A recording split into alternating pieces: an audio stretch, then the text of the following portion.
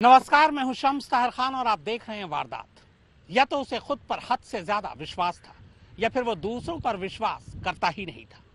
एंटीलिया के बाहर विस्फोटक रखने के लिए क्या सचिन वाजे खुद ही जिलेटिन की छड़ लेने नागपुर गया? क्या जिलेटिन उसने खुद खरीदी, फिर उसे खुद लेकर मुंबई आया? अब यहां तक तो बात ठीक है, लेकिन जिस जिलेटिन को जिस गाड़ी में रखनी थी, उस गाड़ी को वो भी पहले अपने घर और फिर दफ्तर में रखता है। एनआईए की माने तो बिल्कुल ऐसा ही है। जिलेटिन की छड़ सचिन वाजे ने ही खरीदी थी नागपुर से। इसके अलावा अब एटीएस ने एक और खुलासा किया है। एटीएस का दावा है कि अगर वक्त रहते मुंबई पुलिस हेडक्वार्टर की सीसीटीवी की तस्वीरें उसे मिल जाती तो शायद एनआईए को इस मामले की जांच करने की नौबत ही नहीं आती। एंटीलिया केस की जांच के शुरुआती दिनों में अगर महाराष्ट्र एटीएस की बात तब के मुंबई के पुलिस कमिश्नर परमवीर सिंह मान लेते तो शायद एनआईए को बीच में कूदना ही नहीं पड़ता। महाराष्ट्र एटीएस ही एंटीलिया केस को सुलझा लेती, इससे मुंबई पुलिस की भद्द भी नहीं पिटती, लेकिन ऐसा हुआ नहीं।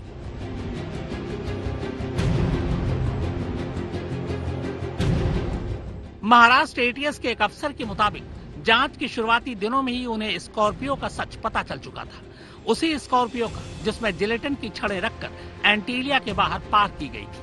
एटीएस के इस अफसर की माने तो उनके पास इस बात की पुख्ता जानकारी थी कि ये स्कॉर्पियो 19 से 21 फरवरी के बीच मुंबई पुलिस मुख्यालय में खड़ी थी। इसी मुंबई पुलिस मुख्यालय में क्राइम ब्रांच सीआईयू का दफ्तर है, जिसमें सचिन वाजे बैठते हैं।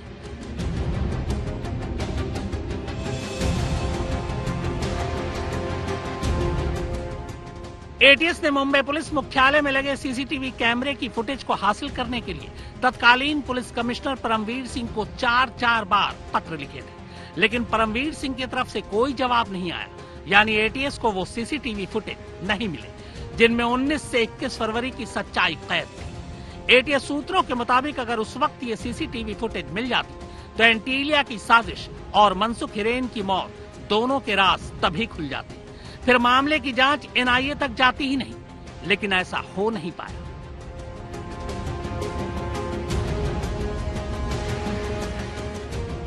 उधर दूसरी तरफ एनआईए सूत्रों के मुताबिक स्कॉर्पियो में जिलेटिन की जो छड़ें थी, उस जिलेटिन का राज भी खुल चुका है। जिलेटिन की ये छड़ें किसी और ने नहीं बल्कि खुद सचिन वाजे ने खरीदी थी।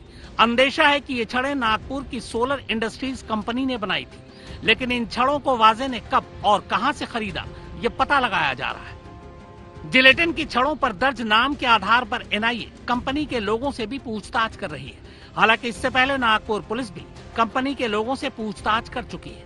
एनआईए सूत्रों के मुताबिक अब तक की तफ्तीश में यह साफ हो चुका है कि जिलेटिन खरीदने और लाने वाला शख्स सचिन वाजे ही था।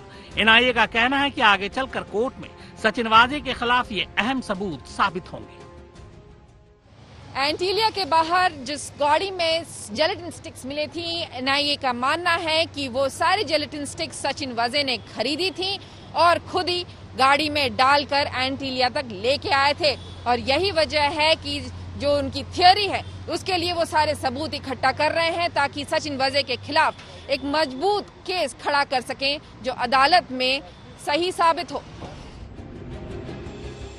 इससे पहले एनआईए ने मंगलवार को एनआईए की स्पेशल कोर्ट में ये कहा था कि जिस मीटिंग में मनसुख हिरेन की मौत की योजना बनाई गई थी, उस मीटिंग में सचिन वाजे और सजायाफ्ता सिपाही विनायक शिंदे मौजूद थे। एनआईए ने दावा किया है कि इस बारे में उनके पास पुख्ता सबूत है। एनआईए ने अदालत को यह भी बताया कि मनसुख हिरेन के कत्ल की सारी कड़ियों को वो लगभग जोड़ चुकी है। एंटीलिया की साजिश और मनसुख की मौत के पीछे का मकसद वो जल्द ही साफ कर देगी।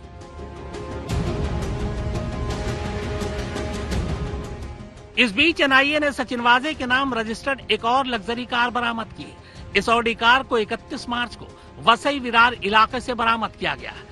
कुल मिलाकर इस केस में अब तक 8 कारें जब्त हो चुकी हैं। एनआईए सूत्रों के मुताबिक इन सभी कारों का रिश्ता एंटीलिया साजिश, मनसुख की मौत और सीधे सचिन वाजे से है। 25 फरवरी को एंटीलिया के बाहर मिली क्राइम ब्रांच से जुड़ी इस कार को 15 मार्च को जब्त किया गया। 16 मार्च को क्राइम ब्रांच के दफ्तर से की गई जब्त। 18 मार्च को सचिन वाजे के घर से हुई जब्त। 18 मार्च को क्राफ्ट मार्केट से हुई जब्त। 22 मार्च को दमन से इस कार को किया गया जब्त। 30 मार्च को नवी मुंबई के कमोठे इलाके से हुई बरामद। 31 मार्च को वसई विरार इलाके से हुई बरामद। एंटीलिया मामले में आखिरकार वो 8वीं गाड़ी मिल गई है। एटीएस और एनआईए दोनों को सचिन वाजे के नाम पर रजिस्टर्ड इस गाड़ी की तलाश काफी दिनों से थी। अब एनआईए इस मामले में ये जानने की कोशिश कर रही है कि क्या वो 8वीं गाड़ी जो काले रंग की है उसका इस्तेमाल हिरण मनसुख हत्याकांड में भी हुआ था। अगर हुआ था तो किस तरह से।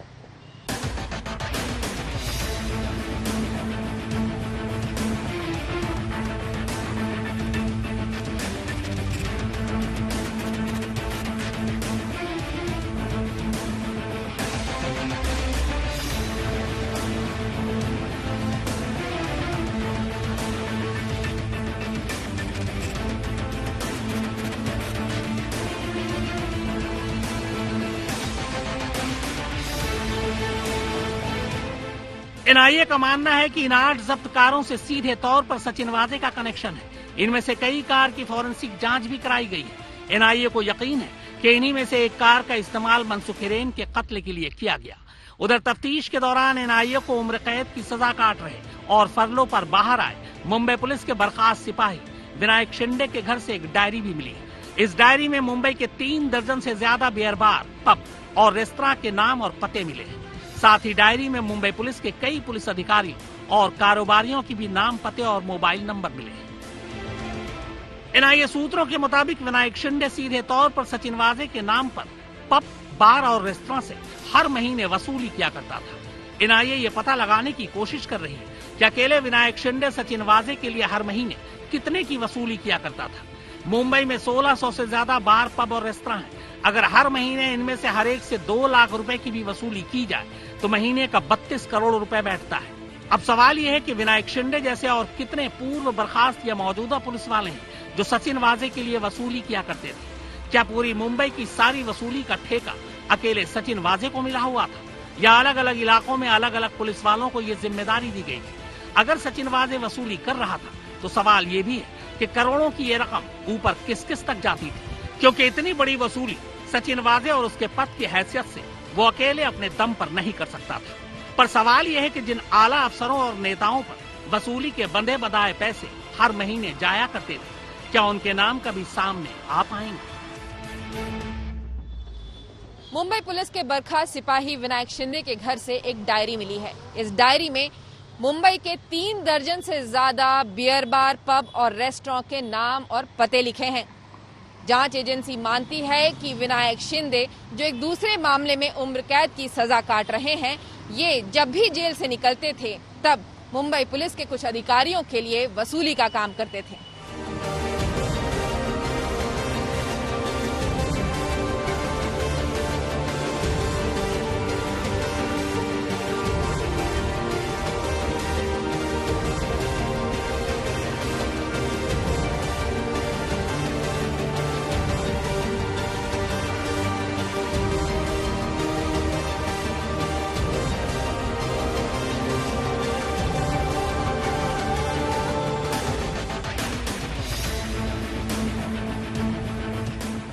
एंटीलिया और मनसुख हिरेन में सचिन वाजे की वजह से बदनाम हो चुकी मुंबई की क्राइम ब्रांच यूनिट यानी सीआईयू की साख को फिर से बहाल करने के लिए बड़े पैमाने पर डिपार्टमेंटल फेरबदल किए गए और किए जा रहे हैं। पहले जिस क्राइम इंटेलिजेंस यूनिट के प्रमुख सचिन वाजे थे, उनके इस मामले में मुख्य आरोपी होने और गिरफ्तारी के बाद ये अटकलें लगाई जा रही थी कि आखिर अब ये जिम्मेदारी किसे सौंपी जाएगी। हालांकि महाराष्ट्र सरकार ने इंस्पेक्टर मिलिंद काठे को सचिन वाजे की जगह ये जिम्मेदारी देकर तमाम अटकलों पर रोक लगा दी है। इसके अलावा हाल ही में क्राइम ब्रांच से 65 अधिकारियों के तबादले के बाद यहाँ 24 नए अधिकारियों को भी नियुक्त किया गया है। इसके अलावा योगेश चौहान को एंटी एक्सटॉर्शन स्क्वाड की कमान सौंपी गई है। कुल मिलाकर मुंबई के पूरे क्राइम ब्रांच में एक सचिन वाजे की वजह से उथल पुथल मची हुई है।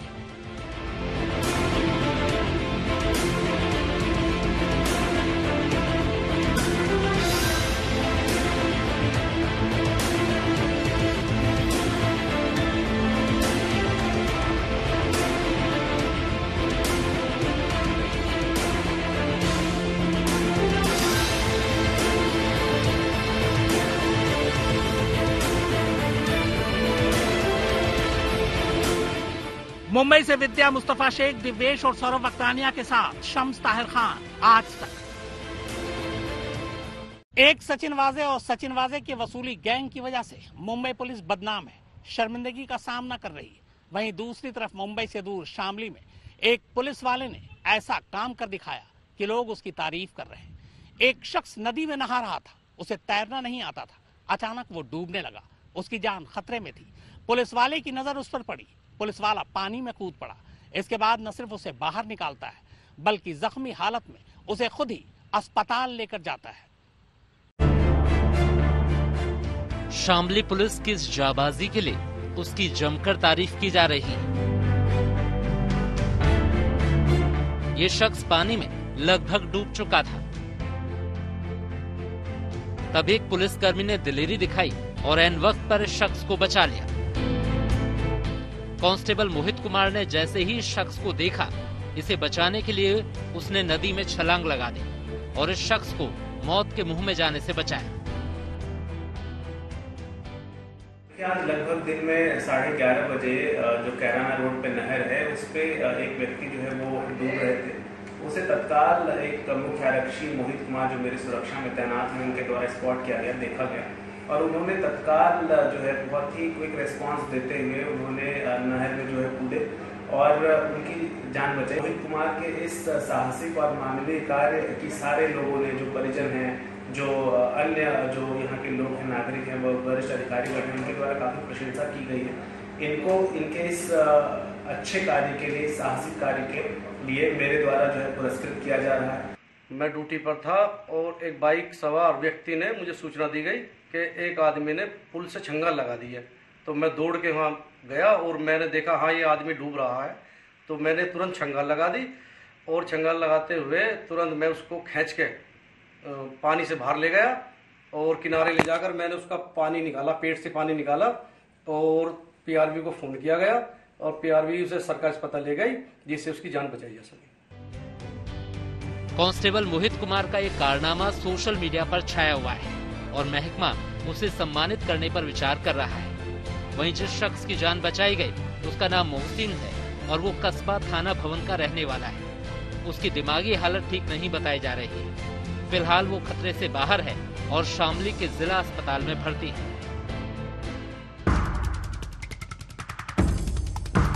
शामली से शरद मलिक के साथ आज तक ब्यूरो।